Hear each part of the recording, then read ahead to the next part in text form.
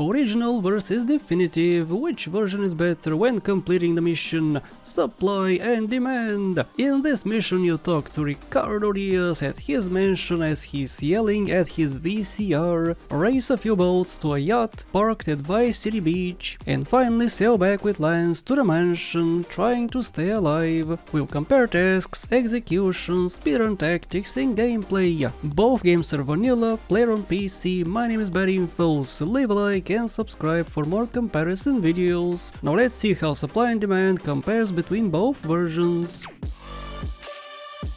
We meet Diaz once again at his mansion. In all my years of playing this game, I never actually saw Tommy behind Diaz when the cutscene starts. I always assume that he appears after Diaz shoots the VCR, but no, he's actually there. The reason I know now is because we can see much more of him in the definitive. I guess they made Diaz a bit less fat, which is unfortunate. When he shoots it in the original, we can see a huge pile of smoke coming out of the VCR. Nice, grey, tasty smoke. The smoke in the definitive is still here, but it's less and it's also a different color. I prefer the one in the original because it's much bigger and more powerful. Also, look at this picture. Diaz in some of the frames in the definitive does not actually hold his gun because the moto is different. I guess it's a bit bigger or it was moved somehow. In the original, throughout the cutscene he has a proper grip on it, and that's much better.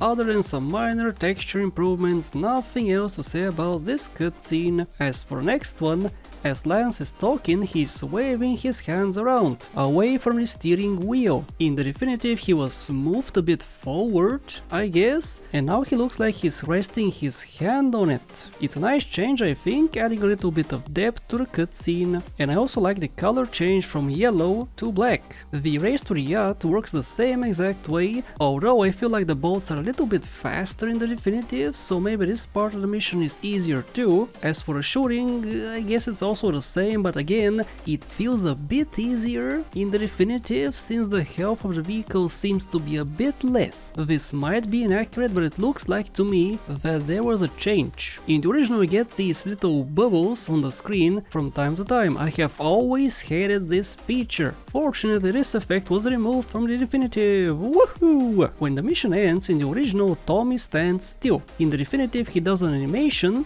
and he also gets an achievement. Now can I address something which is not really related to the mission, which bothers me a bit? It's still kinda related since you can decide to go this way when you go back to the main road. It's this maze right here. In the original there's no way for you to know the exact way to go, so you can solve it. Even the minimap does not help. In the definitive, however, you can just look at the minimap. All info is in there and solving it is really easy.